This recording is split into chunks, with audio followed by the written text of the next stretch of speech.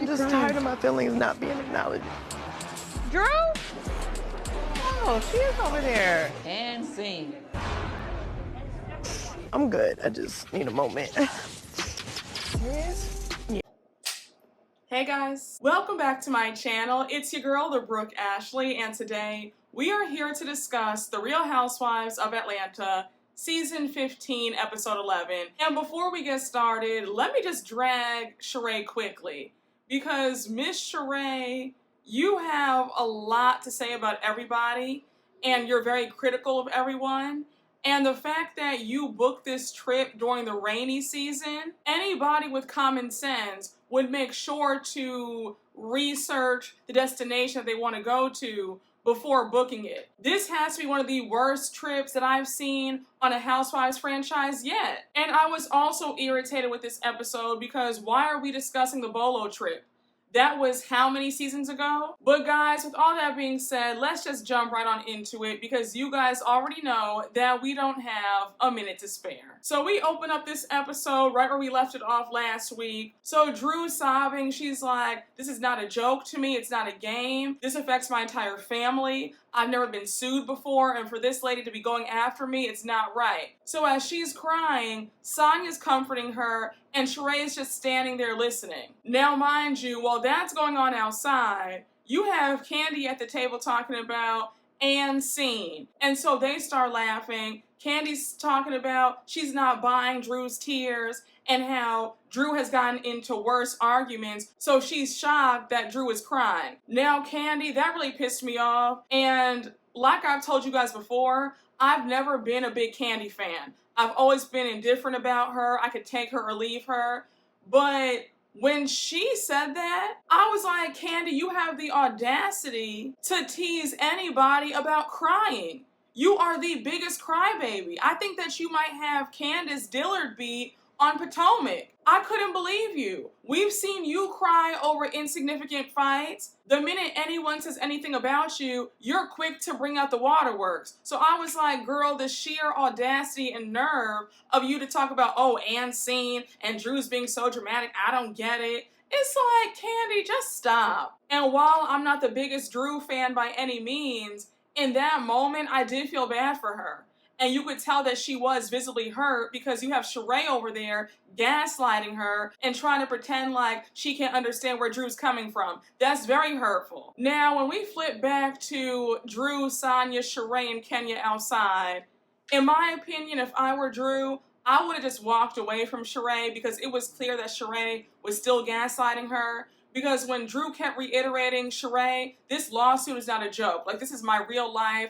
You're laughing at it. It's not funny. So you have Shereé being all smug, and she's like, well, who's laughing? Who said it was a joke? And it's like, Shereé, just own up and apologize. Why is that so hard? And then when Drew started crying even more, and then Shereé said, you know what? I'm going to walk away from her. She just wants a moment. The dramatics, I can't stand it. I was like, Shereé, you don't want to understand. I just said Shereé has a real problem. That woman really suffers from arrested development. And I agree with all of you guys who were down in my comments in the last recap when you said that Shereé is still emotionally stunted at the age of where she had her first kid. Remember that Shereé was a teenage mom. I think she had her firstborn at 14 or 15. So mentally, she still might be 14 or 15. And I can definitely see that because Shereé does not conduct herself like a grown woman should. So Drew's still crying and she's like, you guys don't understand. It's not about the $1,000. It's not about the money. It's the fact that this woman is trying to publicly defame me, defame my character. She's talking badly about me, going to the blogs, calling up my family. Like, I'm really going through it.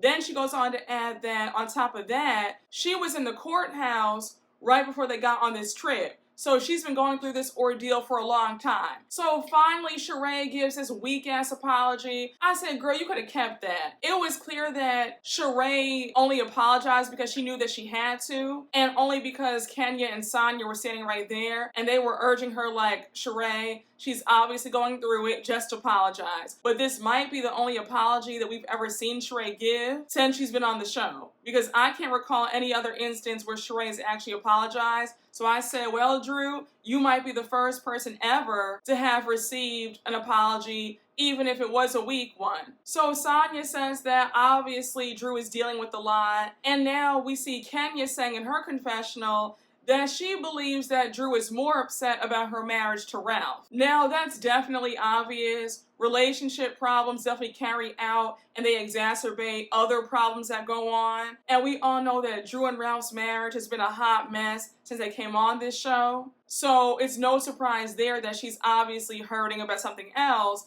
and this lawsuit is taking her over the edge. Was anybody else confused when Shereé had the gall to say Drew doesn't have $1,000? And I said, I know this is not the same woman who failed to pay her contractors when she was building that chateau that took 84 years to build, I might add. I know she's not talking. The same woman who had bad checks bouncing around at Neiman's and Saks. The same woman who didn't want to pay her half of that joint party that she threw for Kenya and Marlo last season with Drew. She didn't want to pay Drew a measly $1,350. But now you have the nerve to talk about she doesn't have $1,000. Well, do you? All the lawsuits that you've been in, not paying people, cheating people, unpaid bills, creditors running around trying to get their money, but now you want to twist your mouth and talk about she doesn't have $1,000? Well, evidently you don't. I was like, Shereé really needs help. It's like she does not see herself. It's absolute craziness to me. There are some people where it's like, you should never have anything to say about anybody else's pockets when you're out here broke. Repossessed Aston Martins, that house got foreclosed on by season 2. Shereé has always had an issue paying people and paying on time, or paying at all. So again, I said, Miss Girl, I wouldn't have anything to say about, well, she doesn't have $1,000. So now Kenya jumps in and she says, may I just say something real quick? What's $1,000 divided by the 8 of us? Because look, we can all make her go away, Drew. Just say the word. We will pay this $1,000 on your behalf. So Drew says, Kenya, it's not about the money. And also, we already paid her, but she just keeps coming back. So Kenya's like, well, girl, your legal team obviously isn't good enough because we can make her go away. We can make her disappear. I said, girl, not you talking like you got mob ties. I said, all right, Kenya. Kenya talking about we'll make her disappear. I was like, well, damn. So Drew goes on to say that it's more stuff that they don't know about and it's an even bigger ordeal. And she's like, Kenya, again, it's not about the money. We have the money to pay her. We already paid her. It's some other stuff that we're dealing with. So at this point, Sonya and Kenya go back into the restaurant, and now it's just Shereé and Drew. So Shereé's like, Drew, your energy in there was off. And I'm like, Shereé, don't do that. Don't play dumb. You know why her energy was off. You were being really rude. You were being dismissive, and you're pretending like you don't understand where she's coming from. So that's why her energy was off. And then she said, I just want us to have fun. And she's like, give me a hug. I would not have hugged Shereé. I would have said, Shereé, just leave me alone. I don't want that fake energy. I don't want that negative energy. I don't want that evil energy surrounding me. I would have said, yeah, Shereé, you can keep that hug. Shereé's been so nasty and so rude, and then for her to pretend like she doesn't understand why Drew was upset in the first place, girl, get out of my face. And I know I've said it so many times, but Shereé reminds me so much of Giselle Bryant, where they are very cold women. They're not in touch with their emotions. And it's hard to be around people like that. You have grown women who are stuck with this mean girl mentality, and they can't seem to break out of it. And that's what Shereé is. Shereé is a mean girl at her big age. And a quick side note, when Kenya and Sonya walked back in the restaurant and Marlo was asking, well, what happened? And so Sonya said, yeah, Drew is going through a lot of stuff right now. It's more than just the lawsuit. And then Marlo said, well, can I pay for the lawsuit? I'll gladly give the $1,000 to relieve Drew of all her issues. And I said, well, isn't that funny that Marlo wants to play the generous friend role now? Because where was that energy last season when you had the people at Fendi come to your house to have a private shopping experience for Shereé when she was going through her breakup with Tyrone, and you didn't pay for any of the stuff for Shereé? But now you want to be the generous friend who's willing to shell out money for a lawsuit? I said, it's just so funny to me how Marlo picks and chooses. And also, Marlo, you don't even like Drew like that, so I'm surprised that you would even offer that. But one of the producers starts asking Drew if there's more to the story about why she's so upset. So Drew goes on to say that she's a bit on edge because when she was out of town last year, that's when those flirty messages between the assistant about giving Ralph a massage, that's when that popped up. Then she goes on to add that the woman who was oiling his body down for her music video, she reached out to him asking him to audition for that Magic Mike show in Vegas, and that's where he is now. And she's nervous because she has no idea what Ralph is really doing. Now, Drew, you know that you married a cheater, so for you to act like, well, I don't know what he's doing and I'm nervous, girl, you already know. The fact that you're even getting that feeling that something's not right, that shows you right there. Your women's intuition is definitely kicking in, and you know in your heart that that man is cheating. So I said for you to act like, well, I don't know, and I hope he isn't. He is, sis. And I'm glad that eventually you saw the light and filed for divorce. So Shereé apologizes to Drew one more time, they hug it out, and now they go back into the restaurant. So everybody's finally back at the table. We see Sonia talking about, in this group, even if we're not getting along, can everybody just respect each other and not interrupt because we all do a poor job of hearing each other out. I just said, Sonia, enough with these PSAs, please. Sonia aggravates me to no end. She really does. And I don't care what anybody says, Sonia gives big fan energy every time I see her on my screen. I don't see her as one of the housewives. It just feels like the housewives with a fan. That's the energy that she brings. And that's no shade, but Sonia just does not have that star quality or that it factor. And that's just my opinion. She's just not interesting. When I tell you that Kenya had me screaming because Sonia said, that's just my 2 cents right there. And then Kenya said, oh, do we have a jar for you to add your 2 cents in? So now Shereé jumps in to relay what Kenya told her earlier about Kandi. She's like, look, Kandi, Kenya feels like you're never around the group, you're always gone, you're always busy, working your jobs, and you're just not here. So Kandi owns up to it, and she says, it is what it is. I'm a busy woman, and I'm trying to build my empire. Now, Kandi, I have so much to say about this conversation. When is enough enough? And don't get me wrong, I am all for following your dreams and saying yes to the opportunities that come your way, striking while the iron is hot, getting the bag, but you should not be getting the bag to your detriment. If it's coming in between family time, time with your husband or wife or boyfriend or girlfriend, if it's interrupting time for yourself, that's a problem. There needs to be some sort of balance. And the fact that Kandi is just so go, go, go, go, go, but then on the other hand, we see her complaining about how she's stretched too thin. Her kids don't see her. We see her getting emotional about not having the time to spend. Kandi could scale back and she would still have the money. Kandi is not in that beginning starter phase where she has to go and get it and say yes to everything. She is definitely at the point in her career where she can sit back and say, no, I don't need to do that. I'll say yes to this, but for this, I'll turn down. I just think that they were giving her good advice when they said, girl, you do need to scale back and just relax. And then when Kandi said, I just have that mindset of it's easier to have never had it than to have had it and then you lose it. And while I understand that, I think that Kandi's still operating from this scarcity mindset where if she stops working or if she says no to a job or if she takes some time out to rest, that it's all going to crumble and she'll be broke again. I think that she needs to really just trust in herself and know that she will still be more than okay if she says no to a few jobs. Like, I don't know how much more to say. Kandi, you will still be fine if you scale back. You'll have more time, you'll be more productive, you'll have more energy if you rest and take care of yourself. Because what good is having all this money and saying yes to all these jobs if your health is run down because you have no more energy? If your health is messed up, you're not going to be able to enjoy your money.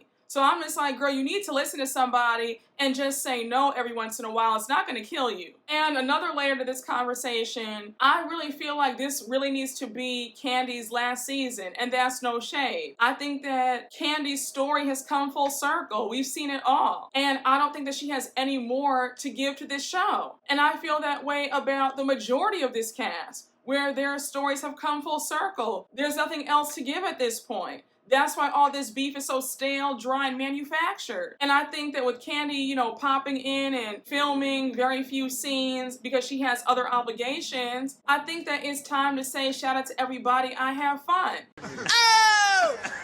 Shout out to everybody, I had fun. I gotta be good.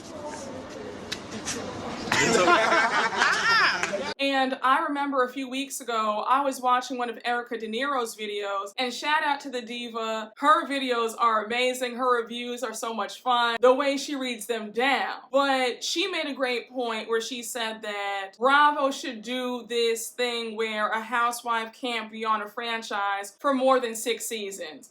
And I think that that's a fabulous idea. I think that the viewers need a break sometimes. I think that after 6 seasons, it can get a bit stale. I think 6 seasons is a great amount of time. It's just enough. You keep viewers wanting more, and then you give yourself the opportunity to come back with a new story. But I think when people stay on for 7, 8, 9, 10, 11 seasons, it's too much. And then you have the viewers saying, girl, we want you off our screens. One thing my parents always stressed was always leave people wanting more, never overstay your welcome. And I personally feel like Candy, along with a few other housewives, have overstayed their welcome. And again, that's no shade. That's not me being overly critical. I just feel like Candy's not bringing a whole lot other than she films a few scenes and then it's more job opportunities. We're hearing about movies and award shows, and she's back on tour with her group.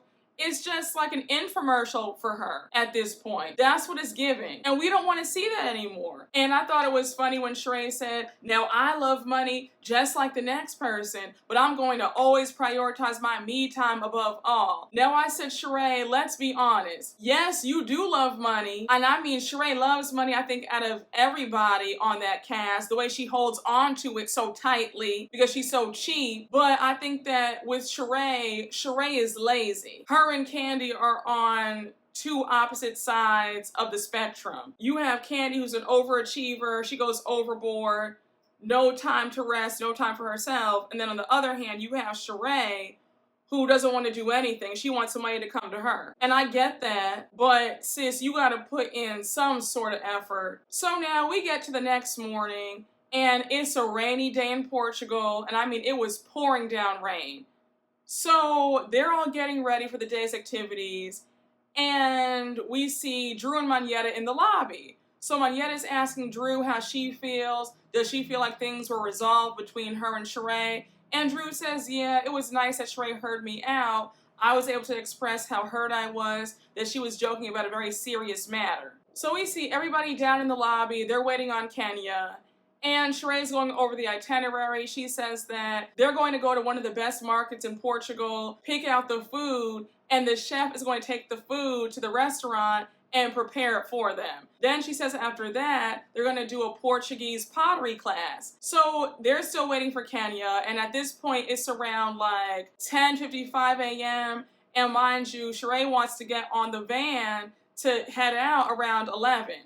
So they get on the van, and we see that Kenya is still getting ready, and now around 11:30, Kenya comes down to get on the van, and when I tell you, I felt so bad. The minute Kenya went outside, she immediately goes down, and that was a very nasty fall. I kept saying, oh my gosh, I hope she's okay. Now, a quick question. It looked like Kenya was wearing the hotel slippers when she slipped. I was thinking, girl, I wish you had put on some sneakers or some boots or something, because I hope that wasn't the cause to you falling. But I felt so bad. you have the hotel staff, bystanders come to Kenya's aid. The women get off the Sprinter van and they're like, girl, are you okay? Kenya's like, take me to the hospital. I need some help. So now she goes on to ask if Candy will go to the hospital with her. Candy was like, I've only been in Portugal for what? Less than 24 hours. I was sick the first day. And this is my last day here because I had to get back on a plane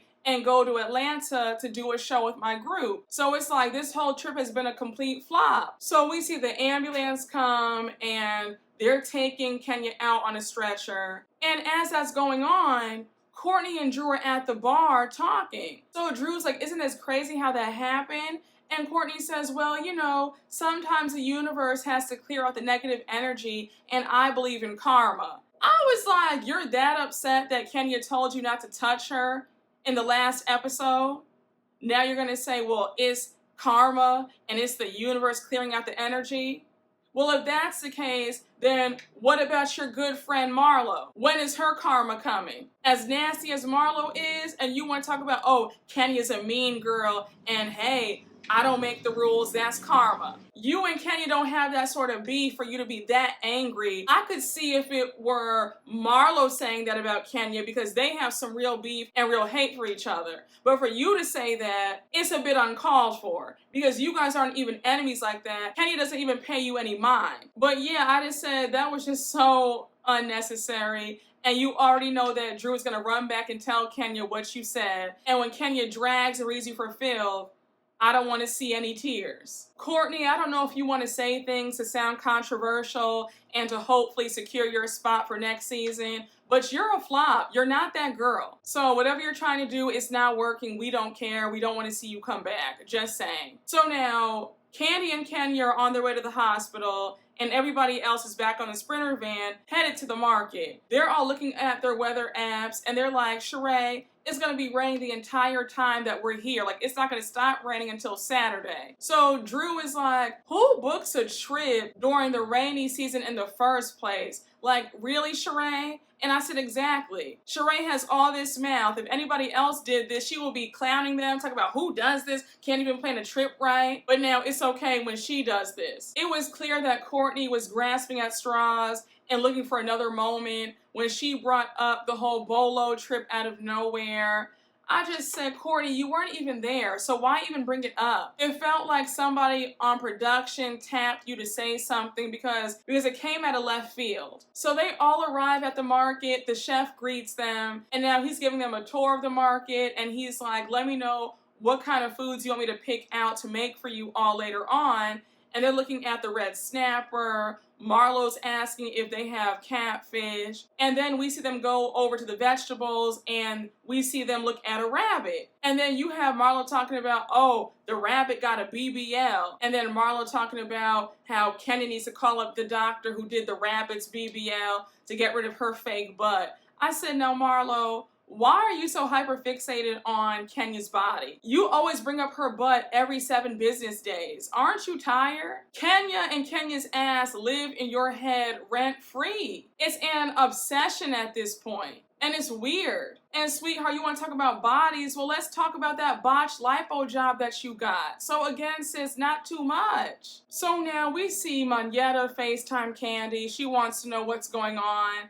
And we find out that they still haven't been seen yet. Nobody in the hospital speaks English. And Marlo sounded so ignorant when she said, this is when you have to be worldwide and really know somebody. Because no way would I be in that hospital and I'd be sitting in line for hours blending in with the wall. Of course, Candy does that because everywhere she goes, she just blends in. Marlo, you are in a foreign country. You don't speak the language. And on top of that, Marlo, there are certain situations where you just have to wait.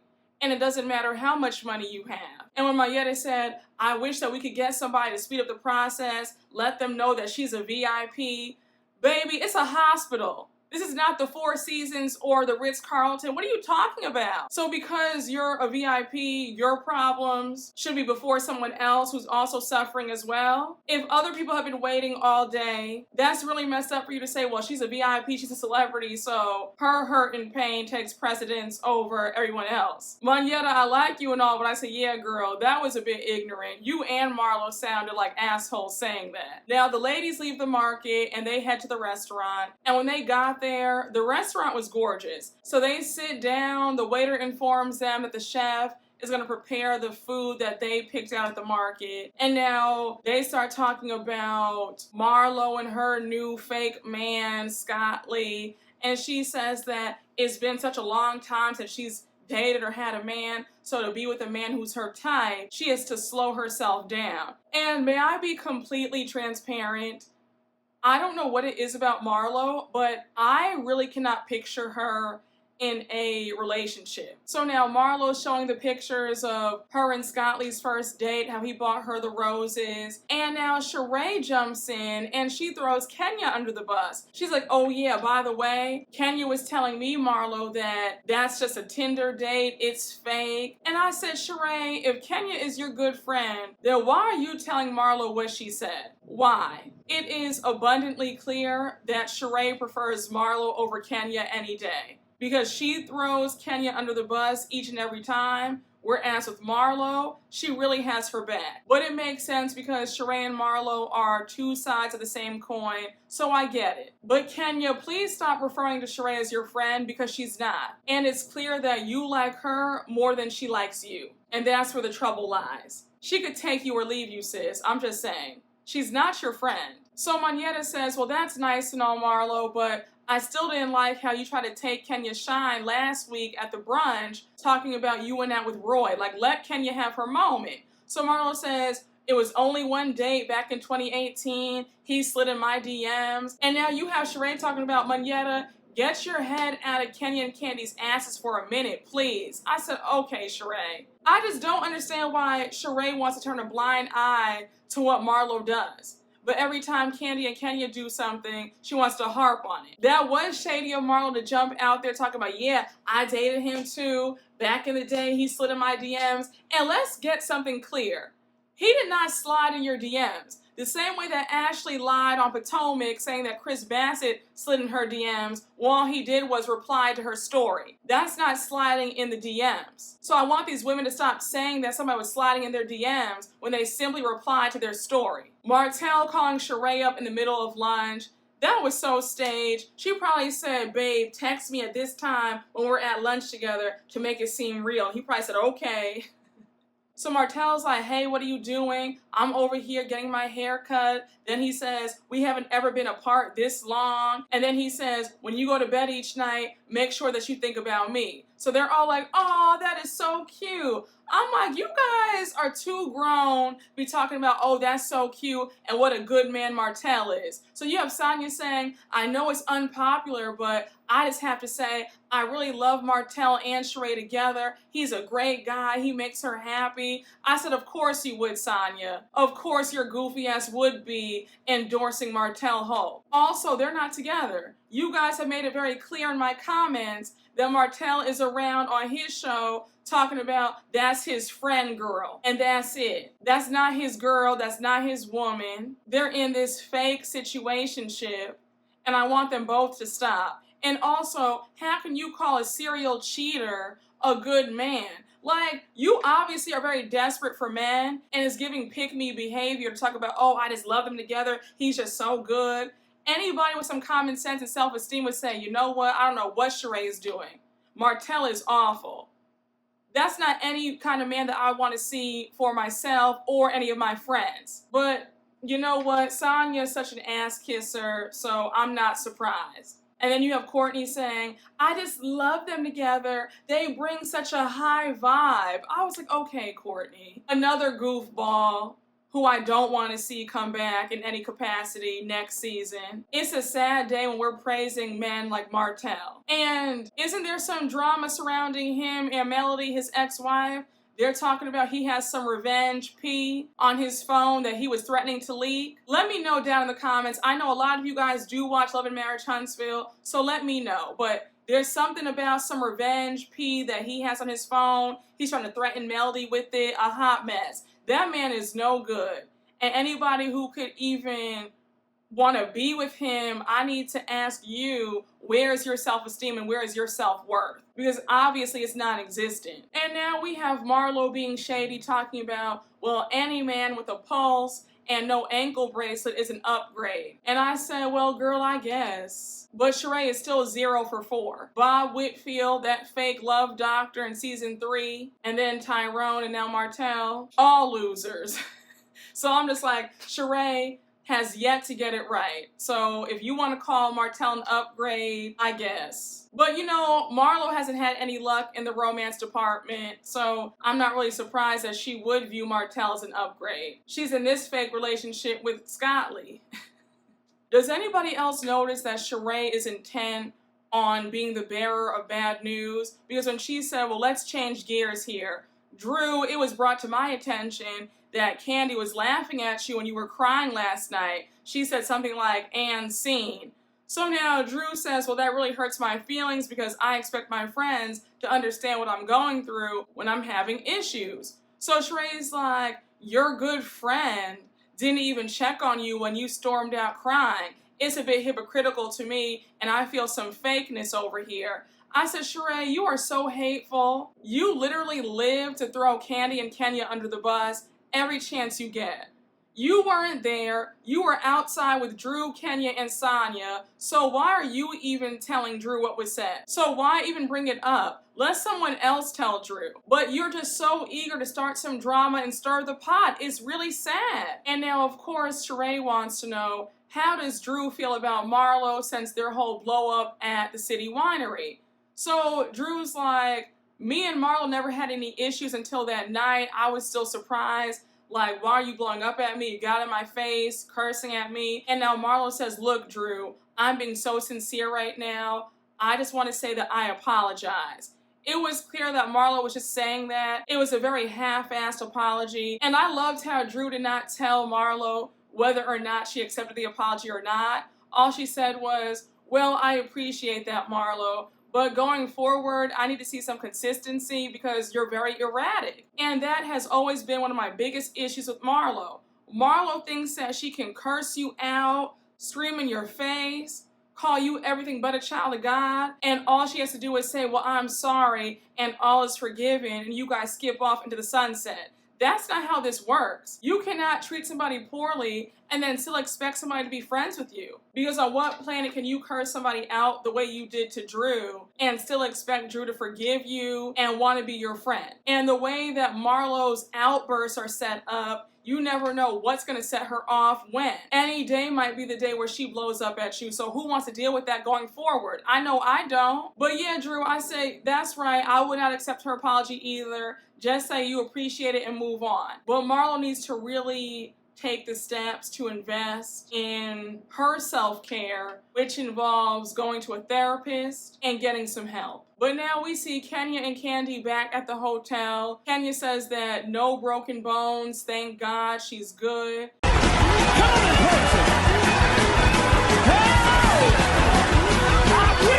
Now, Candy's day was completely shot. She spent the whole day with Kenya in the hospital, so she is so happy to be back at the hotel. Now, we flip back to the other women, and it's time for their Portuguese pottery class. Now, this seemed like so much fun. It seemed relaxing. I like stuff like this. I always loved arts and crafts. It's very therapeutic to me. And I love like painting, drawing. I loved it. I would have been right in my element. So they're all painting. And now we see Marlo talking about it's just so peaceful when Candy and Kenya aren't around. You know, you can't make it up. I said, Marlo, you're the one who starts all the fights in this group.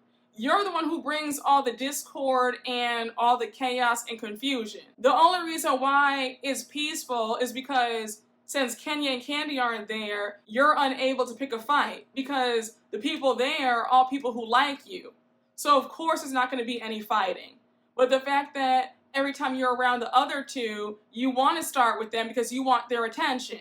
So don't act like they're the troublemakers who cause all the problems. No, that's you and Shereé. Again, you know, I'll be so happy when this season is over because I really cannot take seeing Marlo another episode. I really can't. She is wearing me thin. And I see that they're already getting ready for the reunion in a few weeks, and I hope that Kenya and Kandi light her up. She has been absolutely unbearable this entire season. So now all the ladies get back to the hotel, and they're getting ready for Sheree's slumber party in her room. So we see Shereé preparing for the night. She has the liquor, she's ordering room service, and she says that she wants to have a good time. Now Kenya's sleeping, so she's not going to partake in the festivities. So everybody else is in Sheree's room. Now when Kandi showed up to Sheree's room, I said, now Kandi, you could have done better than that. I mean, Kandi had on the plainest sweatsuit. Then on top of that, her energy was low. I understand that she was tired since she was there all day with Kenya in the hospital. But I said, at least try to perk yourself up and at least be in the spirit of having a good time. Like, don't bring the energy down. It was obvious that she was not trying to be there. And in my opinion, that always brings a scene down when it's obvious that somebody does not want to be there. They're just there to film the scene and make their money. You can feel that energy through the screen. Which brings me back to what I said earlier about this really could be Kandi's last season. I think that she's over the show, and it kind of reads as she's just here for the check. Now anyhow, they're all in Sheree's room, ready to have a good time, and now Drew confronts Kandi about what she said about her the night before. So she's like, hey Kandi, it was brought to my attention that you were making fun of me when I started crying. You said something like, and scene, and Kandi cops to it. She says, yes I did. I felt like you were being too dramatic. I felt like you were doing the most. Honestly, everybody in this group is very uptight. So Drew's like, well, I don't appreciate that. As somebody who's my friend, I would expect you to have some empathy for my situation because I am going through a lot. So Kandi apologizes. She's like, look, it wasn't my intention to make fun of you. It was just a joke, but I'm very sorry if I hurt your feelings. Now, I am happy that Kandi does apologize easily and she does own up to when she's wrong. But my whole thing is, Kandi, it's just so hilarious to me that you of all people wants to shade somebody else for crying when you are the biggest crybaby out of everybody. So now Sheree's asking Sonya how she's been, and she brings up how Sonya was visibly upset at her Mommy Nation charity event.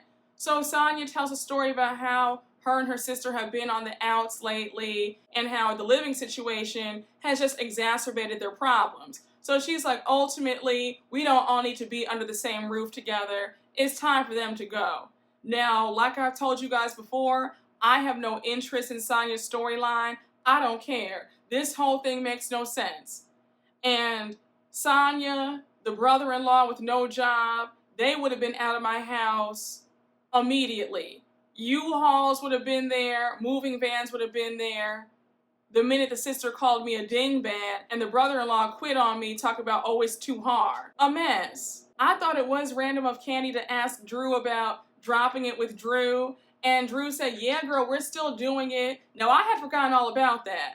I thought that that business went defunct, so I was surprised to see that it's still going. So now Shereé says, well, speaking of businesses, I see that nobody supported She by Shereé. I haven't seen anybody place any orders. So Monyetta claps back and says, well, Shereé, I haven't seen you place any orders to buy my book, but I guess, sis. Then Marlo says, well, I haven't seen you at La Archive. So now you see Shereé throwing it back in Sonya's face that she wrote the check for $5,000 to Sonya's Mommy Nation charity. She's like, you know, I supported you, but you didn't buy anything from me. And I was like, Sonya, you see why I keep telling you that you're on the losing team? Why would your good friend try to throw it in your face that she helped you? Also, it's a charity event, sis. And if you claim to be a rich woman, then $5,000 should be a drop in the bucket. And it was revealed on the after show 2 weeks ago that you didn't even want to give any money. You were talking about, oh, I can't give anything because I'm a grandma. So it wasn't like you wrote that check for charity out of the goodness of your heart. You did it because you were forced to. I was just too done with Shereé. And then when Sonya said, girl, I was trying to buy from you, but your website wasn't working. And then Sheree's getting all upset, talking about these grown-ass women acting like they can't operate a website. Sweetheart, your website does not work. I said, Shereé is just so ungrateful. She is so ungrateful and so nasty. And then they all bought something. Candy bought something, Sonya bought pieces, Mayetta bought pieces, and then Shereé talking about good, that's what I like to see. It's like, Shereé, you don't support anybody. You are not a girl's girl. You're not a friend to these women, but you want all this support? I can't stand it. And honestly speaking, Sheree's heart was never into She by Shereé. She thought that it would be easy and that she would just cash out with the fans buying stuff. She had no intention of ever working this hard to give us a line. I want her to let this fantasy go of She by Shereé ever being a thing. It's clear that she's just too lazy to execute and really get the stuff off the ground. It should not have taken 14 years for She by Shereé to finally be something, and then come to find out you can't even buy pieces. The website doesn't even work. She's still making excuses. It's a mess. So now they're all twerking and dancing, having a good time, being silly, and we see that production wrapped at around midnight. I think they said 11:47. So an hour later, we see that Candy and Drew are going at it, and they're talking about the whole Bolo trip. So Drew is denying that she and LaToya made out, and I'm like, one, why are we talking about an old storyline from seasons ago? Two, Drew, we already know that you and LaToya made out. Several of the women said that they saw you on the couch. Cynthia confirmed it. Candy confirmed it. I think Kenya said that she saw them making out because she even said that she was jealous because she wanted LaToya to make out with her. Girl, it's okay. You made out with LaToya, it is what it is. And I loved how the producer called out Drew for the lies. He said, well, LaToya even confirmed it at the reunion that you guys made out. And she's talking about, well, no. LaToya told me afterwards that Candy put her up to saying that. I said, Drew, just stop lying. Stop. And it's that weirdo behavior that always has me on the fence with Drew. I want to like her, but then she just says some really weird stuff and she covers things up. It's like, who's the real Drew and where's she at? Like, mama, why are you lying? Why are you still denying it? It's okay. Just say that you did it and move on. Like, who cares? Nobody's even thinking about that. And then Drew says that LaToya apologized to her and Ralph for the statement. I was like, okay, Drew. And you know it's bad when Candy starts screaming at the top of her lungs. She was like, you know what? I'm going to bed. Like, I'm tired of this. Don't sit up here and lie on me. I was like, I don't know why you guys are even talking about this in the first place, but okay. So now the producer is asking Drew if she's ever kissed a woman. She denies it. And when Drew was denying it, you could hear that she was lying. She was like, oh, I have never kissed a woman. I was like, okay, Drew. The way she said it, I said, girl, you're not telling the truth. So now we fast forward to 3 months later with the divorce news about Drew and Ralph coming out on the blogs and everybody's speculating. We see Courtney in a confessional talking about Ralph told her that it wasn't a secret. Then we see a clip of Ralph questioning Drew if she kissed another woman, and Drew's not answering. And then we see the blog reports about Drew in this relationship with Ty. Now, if you don't know who Ty is Mimi Faust's ex-fiance, and Mimi was on Love and Hip Hop Atlanta. She's Stevie J's ex. And then she started dating Ty. But they were together for, I think, 5 years? They were engaged and all that stuff. And now it seems like Drew is having this lesbian affair with Ty. And now the episode ends with the producer asking Drew, what's her relationship with Ty? And Drew starts crying. Child, a hot mess. One thing I'll say is I'm very excited to see the remainder of this season because I want us to get to the whole Drew divorce plot line. Like, let's focus on that. It's been painful to watch Marlo go on about her late nephew and trying to blame Candy for that. Then you have Courtney and her BS, Shereé and her nonsense. Let's get to the good stuff. But y'all, that was my recap. I hope you all enjoyed. Thank you so much for watching. and you already know what to do. Please make sure to like, comment, and subscribe, and I'll see you all later. Bye.